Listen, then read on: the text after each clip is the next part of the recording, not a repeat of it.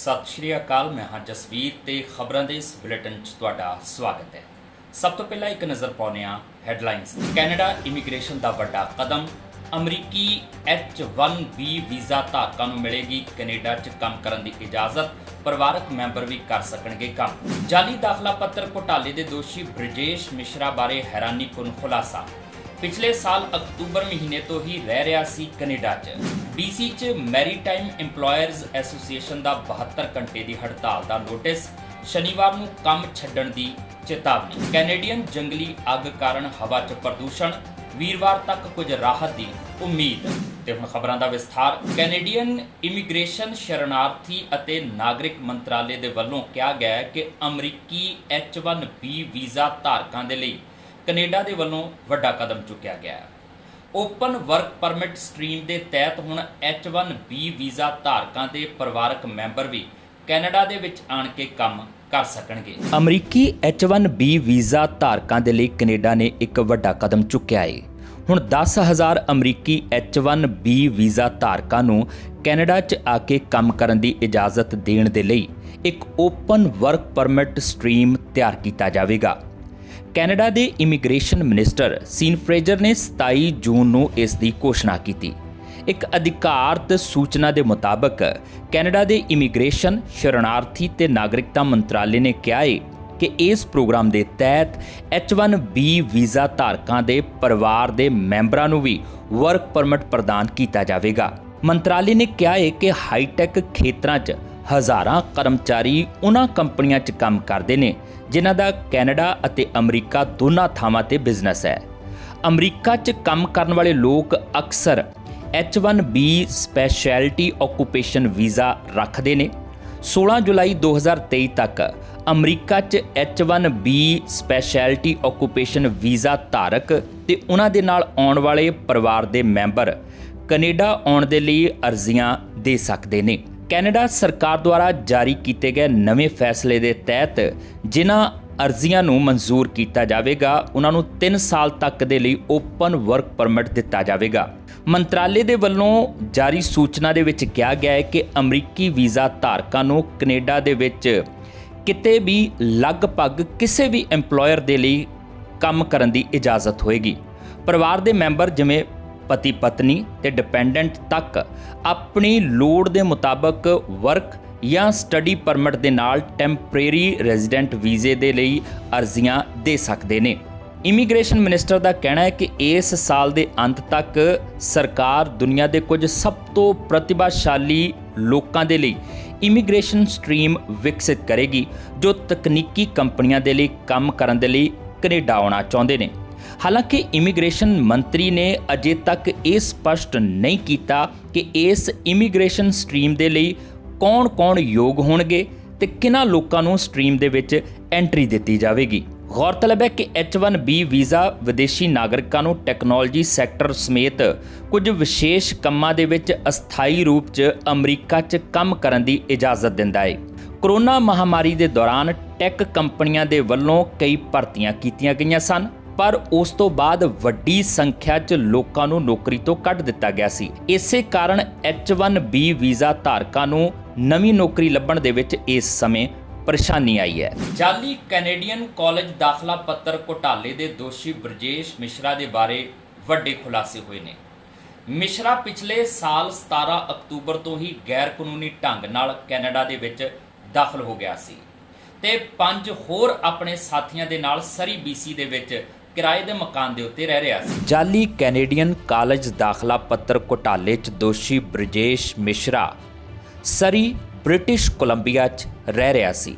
ਖਬਰਾਂ ਮੁਤਾਬਕ ਮਿਸ਼ਰਾ ਪਿਛਲੇ ਸਾਲ 17 ਅਕਤੂਬਰ ਨੂੰ ਗੈਰ ਕਾਨੂੰਨੀ ਢੰਗ ਨਾਲ ਕੈਨੇਡਾ 'ਚ ਦਾਖਲ ਹੋਇਆ ਸੀ। ਭਾਰਤ ਅਤੇ ਕੈਨੇਡਾ ਦੋਵਾਂ ਦੇ ਅਧਿਕਾਰੀਆਂ ਤੋਂ ਬਚਦੇ ਬਚਾਉਂਦੇ ਹੋਏ ਉਹ 5 ਹੋਰ ਲੋਕਾਂ ਨਾਲ ਕਿਰਾਏ ਦੇ ਮਕਾਨ ਦੇ ਵਿੱਚ ਰਹਿ ਰਿਹਾ ਸੀ। ਇੱਕ ਰਿਪੋਰਟ ਇਹ ਵੀ ਆ ਰਹੀ ਹੈ ਕਿ ਘੋਸਟ ਕੰਸਲਟਿੰਗ ਲਈ ਉਸ ਦਾ ਵਿਜ਼ਟਰ ਵੀਜ਼ਾ ਰੱਦ ਹੋਣ ਦੇ ਬਾਵਜੂਦ ਮਿਸ਼ਰਾ ਅਕਤੂਬਰ 'ਚ ਅਮਰੀਕਾ ਦੀ ਸਰਹੱਦ ਪਾਰ ਕਰਕੇ ਕੈਨੇਡਾ 'ਚ ਦਾਖਲ ਹੋਣ 'ਚ ਕਾਮਯਾਬ ਹੋ ਗਿਆ। ਹਾਲਾਂਕਿ ਇਸ ਮਹੀਨੇ ਫਿਰ ਤੋਂ ਅਮਰੀਕੀ ਸਰਹੱਦ ਪਾਰ ਕਰਨ ਦੀ ਕੋਸ਼ਿਸ਼ ਦੌਰਾਨ ਮਿਸ਼ਰਾ ਨੂੰ ਆਖਰਕਾਰ ਗ੍ਰਿਫਤਾਰ ਕਰ ਲਿਆ ਗਿਆ। ਇਮੀਗ੍ਰੇਸ਼ਨ ਟ੍ਰਿਬਿਊਨਲ 'ਚ ਬਾਅਦ 'ਚ ਉਸਨੇ ਆਪਣੀ ਰਿਹਾਈ ਲਈ ਬੇਨਤੀ ਕੀਤੀ ਤੇ ਘਰ ਵਾਪਸ ਜਾਣ ਦੀ ਪੇਸ਼ਕਸ਼ ਕੀਤੀ। ਇਹ ਜ਼ਿਕਰ ਕਰਦੇ ਹੋਏ ਕਿ ਉਹ ਆਪਣੇ ਭਾਰਤੀ ਕ੍ਰੈਡਿਟ ਤੇ ਡੈਬਿਟ ਕਾਰਡਾਂ ਦੀ ਵਰਤੋਂ ਕਰਕੇ ਆਪਣੀ ਸਪੋਰਟ ਕਰ ਰਿਹਾ ਸੀ ਜੋ ਉਸ ਦੀ ਪਤਨੀ ਨੇ ਉਸ ਨੂੰ ਭੇਜੇ ਸਨ। ਸੈਂਕੜੇ ਭਾਰਤੀ ਵਿਦਿਆਰਥੀ ਜਿਨ੍ਹਾਂ ਵਿੱਚੋਂ ਬਹੁਤ ਸਾਰੇ ਪੰਜਾਬ ਦੇ ਨੇ, ਉਹਨਾਂ ਨੂੰ ਸੰਭਾਵੀ ਦੇਸ਼ ਨਿਕਾਲੇ ਦਾ ਸਾਹਮਣਾ ਕਰਨਾ ਪੈ ਰਿਹਾ ਹੈ ਕਿਉਂਕਿ ਉਹਨਾਂ ਨੇ ਉਹਨਾਂ ਦੀਆਂ ਸਟੱਡੀ ਪਰਮਿਟ ਅਰਜ਼ੀਆਂ 'ਚ ਗਲਤ ਜਾਣਕਾਰੀ ਦੇਣ ਦਾ ਦੋਸ਼ ਲਾਇਆ ਹੈ। ਇਹਨਾਂ ਵਿਦਿਆਰਥੀਆਂ ਦਾ ਦਾਅਵਾ ਹੈ ਕਿ ਉਹ ਇਸ ਗੱਲ ਤੋਂ ਅਣਜਾਣ ਸਨ ਕਿ ਉਹਨਾਂ ਦੇ ਕਾਲਜ ਦਾਖਲਾ ਪੱਤਰ ਜਾਲੀ ਸਨ ਤੇ ਉਹਨਾਂ ਨੇ ਆਪਣੇ ਕੋਰਸ ਪੂਰੇ ਕਰਨ ਤੇ ਪੋਸਟ ਗ੍ਰੈਜੂਏਟ ਵਰਕ ਪਰਮਿਟ ਲਈ ਅਰਜ਼ੀ ਦੇਣ ਤੋਂ ਬਾਅਦ ਇਸ ਗੱਲ ਦਾ ਪਤਾ ਲਗਾਇਆ। ਵਿਦਿਆਰਥੀਆਂ ਦੀ ਪੀਆਰ ਪ੍ਰਕਿਰਿਆ ਦੌਰਾਨ ਕੁਝ ਮਾਮਲਿਆਂ ਨੂੰ ਫਲੈਗ ਕੀਤਾ ਗਿਆ। ਮਿਸ਼ਰਾ ਉੱਤੇ ਬਿਨਾਂ ਲਾਇਸੈਂਸ ਦੇ ਇਮੀਗ੍ਰੇਸ਼ਨ ਸਲਾਹ ਦੇਣ, ਅਧਿਕਾਰੀਆਂ ਤੋਂ ਜਾਣਕਾਰੀ ਨੂੰ ਗਲਤ ਤਰੀਕੇ ਨਾਲ ਪੇਸ਼ ਕਰਨ ਜਾਂ ਰੋਕਣ ਲਈ ਦੂਜਿਆਂ ਨੂੰ ਸਲਾਹ ਦੇਣ ਦਾ ਦੋਸ਼ ਲੱਗਿਆ ਹੈ। ਟੋਰਾਂਟੋ ਸਟਾਰ ਨੇ ਦੱਸਿਆ ਹੈ ਕਿ ਉਸ ਨੂੰ 2019 ਵਿੱਚ ਵੀਜ਼ਾ ਮਿਲਿਆ ਸੀ ਪਰ ਇਸ ਨੂੰ ਦਿੱਲੀ 'ਚ ਹੀ ਕੈਨੇਡੀਅਨ ਹਾਈ ਕਮਿਸ਼ਨ ਦੁਆਰਾ ਰੱਦ ਕਰ ਦਿੱਤਾ ਗਿਆ ਸੀਗਾ ਕਿਉਂਕਿ ਉਹਨਾਂ ਨੂੰ ਇਮੀਗ੍ਰੇਸ਼ਨ ਸਲਾਹਕਾਰਾਂ ਨਾਲ ਗੈਰ ਕਾਨੂੰਨੀ ਗਤੀਵਿਧੀਆਂ ਵਿੱਚ ਇਸ ਦੇ ਸ਼ਾਮਲ ਹੋਣ ਦਾ ਸ਼ੱਕ ਸੀ। ਬ੍ਰਿਟਿਸ਼ ਕੋਲੰਬੀਆ ਵਿੱਚ ਮੈਰੀਟਾਈਮ ਇੰਪਲਾਇਰਜ਼ ਐਸੋਸੀਏਸ਼ਨ ਵੱਲੋਂ 72 ਘੰਟੇ ਦੀ ਹੜਤਾਲ ਦਾ ਨੋਟਿਸ ਜਾਰੀ ਕੀਤਾ ਗਿਆ ਹੈ। ਗੌਰਤਲਬ ਹੈ ਕਿ International Longshore and Warehouse Union Canada ਅਤੇ BC ਮੈਰੀਟਾਈਮ ਇੰਪਲਾਇਰਜ਼ ਐਸੋਸੀਏਸ਼ਨ ਦੇ ਵਿਚਕਾਰ ਫਰਵਰੀ ਮਹੀਨੇ ਤੋਂ ਗੱਲਬਾਤ ਸ਼ੁਰੂ ਹੋਈ ਸੀਗੀ।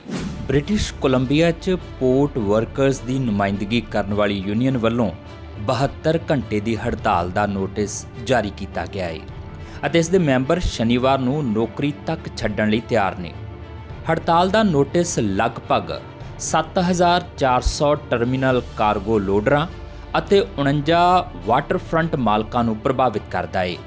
International Longshore and Warehouse Union Canada ਅਤੇ BC ਮੈਰੀਟਾਈਮ ਇੰਪਲਾਇਜ਼ ਐਸੋਸੀਏਸ਼ਨ ਵਿਚਕਾਰ ਗੱਲਬਾਤ ਫਰਵਰੀ 'ਚ ਸ਼ੁਰੂ ਹੋਈ ਸੀ। ਮਾਰਚ ਦੇ ਅੰਤ 'ਚ ਉਹਨਾਂ ਦੇ ਇਕਰਾਰਨਾਮੇ ਦੀ ਮਿਆਦ ਖਤਮ ਹੋਣ ਤੋਂ ਪਹਿਲਾਂ ਇੱਕ ਸਮਝੌਤੇ ਤੇ ਪਹੁੰਚਣ ਦੀ ਕੋਸ਼ਿਸ਼ ਵੀ ਕੀਤੀ ਗਈ। ਦੋਵੇਂ ਧਿਰਾਂ ਦਾ ਕੂਲਿੰਗ ਆਫ ਪੀਰੀਅਡ 21 ਜੂਨ ਨੂੰ ਖਤਮ ਹੋ ਗਿਆ। ਯੂਨੀਅਨ ਦੇ ਮੈਂਬਰਾਂ ਨੇ ਇਸ ਮਹੀਨੇ ਦੇ ਸ਼ੁਰੂ 'ਚ ਹੜਤਾਲ ਦੀ ਕਾਰਵਾਈ ਦੇ ਹੱਕ ਦੇ ਵਿੱਚ 99.24% ਵੋਟਾਂ ਪਾਈਆਂ। ਯੂਨੀਅਨ ਨੇ ਬੁੱਧਵਾਰ ਨੂੰ ਇੱਕ ਬਿਆਨ 'ਚ ਕਿਹਾ ਕਿ ਕੰਟਰੈਕਟ ਆਊਟ, ਪੋਰਟ ਆਟੋਮੇਸ਼ਨ ਅਤੇ ਰਹਿਣ ਦੀ ਲਾਗਤ ਵਿਵਾਦ ਵਿੱਚ ਮੁੱਖ ਮੁੱਦੇ ਨੇ। ਮੈਰੀਟਾਈਮ ਇੰਪਲਾਇਜ਼ ਐਸੋਸੀਏਸ਼ਨ ਨੇ ਹੜਤਾਲ ਦੇ ਨੋਟਿਸ ਤੇ ਕੋਈ ਟਿੱਪਣੀ ਨਹੀਂ ਕੀਤੀ ਪਰ ਮੰਗਲਵਾਰ ਨੂੰ ਇੱਕ ਬਿਆਨ 'ਚ ਕਿਹਾ ਕਿ ਦੋਵੇਂ ਧਿਰਾਂ ਇੱਕ ਫੈਡਰਲ ਮੀਡੀਏਟਰ ਦੀ ਸਹਾਇਤਾ ਨਾਲ ਗੱਲਬਾਤ ਜਾਰੀ ਰੱਖਣਗੀਆਂ। ਕੈਨੇਡੀਅਨ ਜੰਗਲੀ ਅੱਗ ਕਾਰਨ ਧੂਏ ਦੇ ਬੱਦਲਾਂ ਨੇ ਆਪਣਾ ਅਸਰ ਦਿਖਾਉਣਾ ਸ਼ੁਰੂ ਕਰ ਦਿੱਤਾ ਤੇ ਹਵਾ ਦੇ ਵਿੱਚ ਲਗਾਤਾਰ ਪ੍ਰਦੂਸ਼ਣ ਵਧ ਰਿਹਾ ਹੈ। ਹਾਲਾਂਕਿ ਇਹ ਵੀ ਕਿਹਾ ਜਾ ਰਿਹਾ ਹੈ ਕਿ ਵੀਰਵਾਰ ਤੱਕ ਕਈ ਥਾਵਾਂ ਤੇ ਇਸ ਦੇ ਘਟਣ ਦੀਆਂ ਸੰਭਾਵਨਾਵਾਂ ਵੀ ਨਜ਼ਰ ਆ ਰਹੀਆਂ ਨੇ ਪਰ ਐਨਵਾਇਰਨਮੈਂਟ ਕੈਨੇਡਾ ਵੱਲੋਂ ਅਲਰਟ ਜਾਰੀ ਕਰ ਦਿੱਤਾ ਗਿਆ ਹੈ। ਕੈਨੇਡੀਅਨ ਜੰਗਲੀ ਅੱਗ ਕਾਰਨ ਉੱਤਰੀ ਓਨਟਾਰੀਓ ਤੇ ਕਿਊਬਿਕ ਦੋਵਾਂ ਸੂਬਿਆਂ ਅਤੇ ਸੰਯੁਕਤ ਰਾਜ ਅਮਰੀਕਾ ਵੱਲ ਧੂਏ ਦੇ ਭਾਰੀ ਬੱਦਲਾਂ ਦਾ ਦੱਖਣ ਵੱਲ ਜਾਣਾ ਜਾਰੀ ਹੈ। ਐਨਵਾਇਰਨਮੈਂਟ ਕੈਨੇਡਾ ਵੱਲੋਂ ਓਨਟਾਰੀਓ ਅਤੇ ਕਿਊਬਿਕ ਦੇ ਵੱਡੇ ਖੇਤਰਾਂ ਲਈ 에ਅਰ ਕੁਆਲਿਟੀ ਇੰਡੈਕਸ ਬਾਰੇ ਜਾਣਕਾਰੀ ਦਿੰਦਿਆਂ ਧੂਏ ਕਾਰਨ ਹਵਾ ਪ੍ਰਦੂਸ਼ਣ ਦੇ ਉੱਚ ਪੱਧਰ ਦੀ ਚੇਤਾਵਨੀ ਦਿੱਤੀ ਗਈ ਹੈ। ਏਜੰਸੀ ਦਾ ਕਹਿਣਾ ਹੈ ਕਿ ਜੰਗਲੀ ਅੱਗ ਦੇ ਧੂਏ ਦਾ ਜ਼ਿਆਦਾ ਪ੍ਰਭਾਵ ਓਨਟਾਰੀਓ ਦੇ Greater Toronto Area, Hamilton, Windsor, Barrie ਤੇ ਲੰਡਨ ਅਤੇ ਉੱਤਰੀ ਕਿਊਬਿਕ ਦੇ ਖੇਤਰਾਂ 'ਚ ਹੈ। ਇਹ ਵੀ ਕਿਹਾ ਗਿਆ ਹੈ ਕਿ ਜੰਗਲ ਦੀ ਅੱਗ ਦੇ ਧੂਏ ਦੇ ਸਭ ਤੋਂ ਵੱਧ ਪ੍ਰਭਾਵਾਂ ਦਾ ਸਾਹਮਣਾ ਫੇਫੜਿਆਂ ਜਾਂ ਦਿਲ ਦੀ ਬਿਮਾਰੀ ਵਾਲੇ ਲੋਕ, ਬਜ਼ੁਰਗ, ਬੱਚੇ ਤਾਂ ਹੋਰਨਾਂ ਨੂੰ ਕਰਨਾ ਪੈ ਸਕਦਾ ਹੈ। ਏਜੰਸੀ ਦਾ ਇਹ ਵੀ ਕਹਿਣਾ ਹੈ ਕਿ ਜੰਗਲੀ ਅੱਗ ਦੇ ਪ੍ਰਦੂਸ਼ਣ ਦਾ ਪੱਧਰ ਸਮੇਂ ਦੇ ਨਾਲ ਬਦਲ ਵੀ ਸਕਦਾ ਹੈ ਪਰ ਇਸ ਸਥਾਨ ਦੇ ਆਧਾਰ ਤੇ ਵੱਖ-ਵੱਖ ਹੋ ਸਕਦਾ ਹੈ। ਇਸ ਤੋਂ ਇਲਾਵਾ ਵੀਰਵਾਰ ਰਾਤ ਨੂੰ ਕੁਝ ਖੇਤਰਾਂ ਲਈ ਹਵਾ ਦੀ ਗੁਣਵੱਤਾ ਵਿੱਚ ਸੁਧਾਰ ਹੋਣ ਦੀ ਉਮੀਦ ਹੈ। ਹਵਾ ਦੀ ਗੁਣਵੱਤਾ ਦੀਆਂ ਚੇਤਾਵਨੀਆਂ ਸ਼ਿਕਾਗੋ ਅਤੇ ਡੈਟਰੋਇਟ ਵਿੱਚ ਵੀ ਪ੍ਰਭਾਵੀ ਨੇ। ਟੋਰਾਂਟੋ ਦੇ ਅਗਲੇ ਮੇਅਰ ਅਤੇ ਓਨਟਾਰੀਓ ਦੇ ਪ੍ਰੀਮੀਅਰ ਨੇ ਮੰਗਲਵਾਰ ਨੂੰ ਸ਼ਹਿਰ ਦੇ ਵਿੱਚ ਲੋੜੀਂਦੇ ਘਰ ਬਣਾਉਣ ਦੇ ਲਈ ਆਪਣੇ ਸਿਆਸੀ ਮਤਭੇਦਾਂ ਨੂੰ ਪਾਸੇ ਰੱਖਣ ਦੀ ਸਹੁੰ ਖਾਧੀ।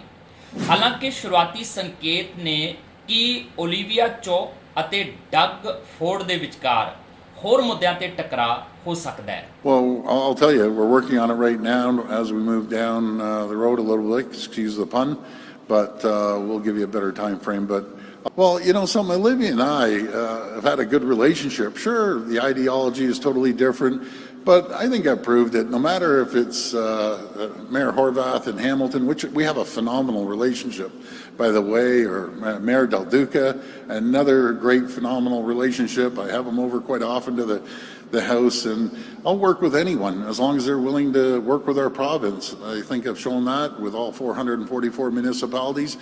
Our job as a province is to make sure we're there to support them to the best of our ability, and that's exactly what we're going to do with the new mayor, and we look forward to sitting down. I had a great talk with her last night, and you know she's been in politics long enough, and during the election you throw some mud back and forth, but I'll tell you one thing, people expect us to work together, and that's exactly what we're going to do. We'll work together, and we're going to find common ground.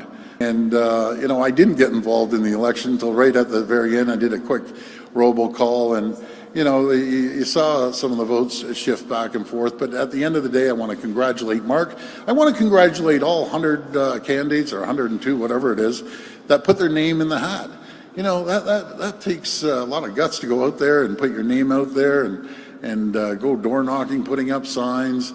That's what democracy is all about. And again, I think the world of Mark, and I just want to wish him all the best in his endeavors. And I want to, again, find common ground with Olivia, because people expect that. There's a lot of people out there that live in Toronto. Unfortunately, I wish more people voted, but that's not the case.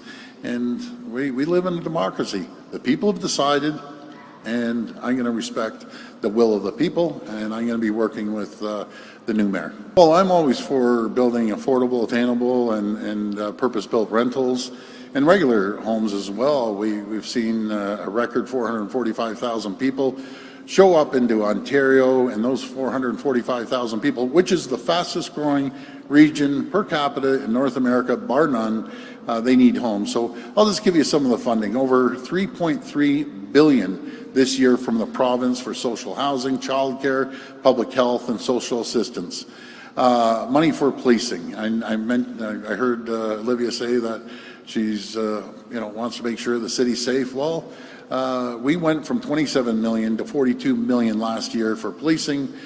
217 million for homeless prevention programs, an increase of 48 million from previous year.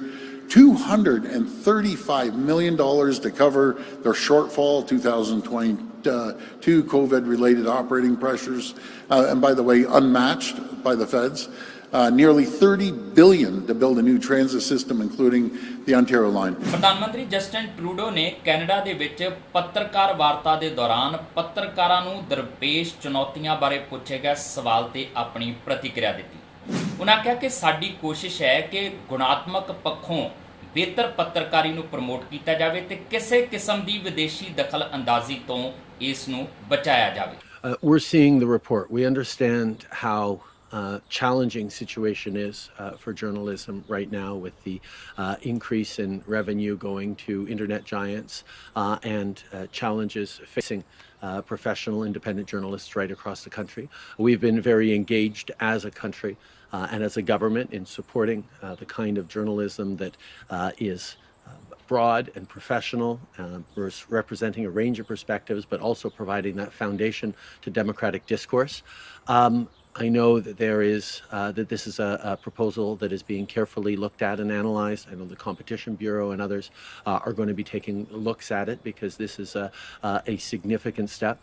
I won't comment on it right now, but I will say we need to continue to make sure we are supporting the ability of Canadians to get local news, to get quality journalism, to keep them informed about how our country is doing and where we're going altogether.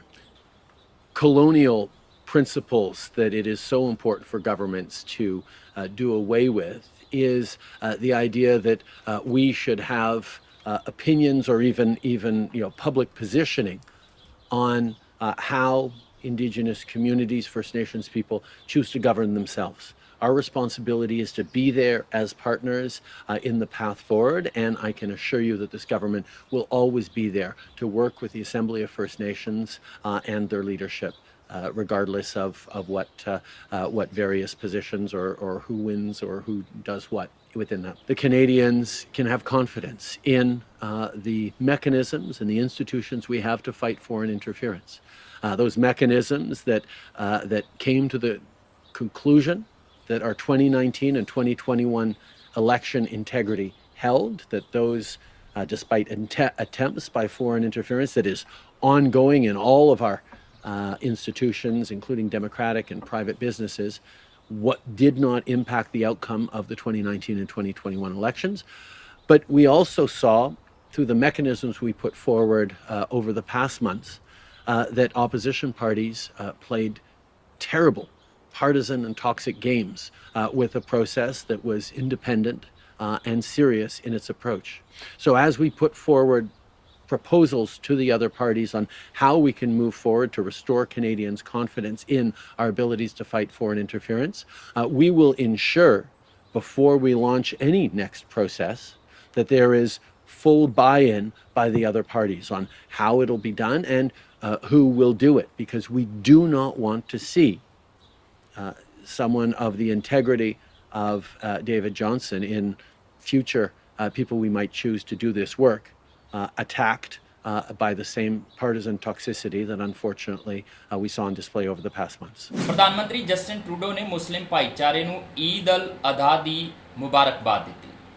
Justin Trudeau ਨੇ ਕਿਹਾ ਕਿ ਇਹ ਤਿਉਹਾਰ ਕੁਰਬਾਨੀ ਅਤੇ ਇਸਲਾਮ ਦੀਆਂ ਕਦਰਾਂ ਕੀਮਤਾਂ ਦਾ ਤਿਉਹਾਰ ਹੈ। ਕੈਨੇਡਾ ਦੀ ਤਰੱਕੀ ਅਤੇ ਮਜ਼ਬੂਤੀ ਦੇ ਲਈ ਪਾਏ ਮੁਸਲਿਮ ਭਾਈਚਾਰੇ ਦੇ ਯੋਗਦਾਨ ਲਈ ਮੈਂ ਇਹਨਾਂ ਦਾ ਧੰਨਵਾਦ ਕਰਦਾ ਹਾਂ। Hello everyone, Assalamu alaikum.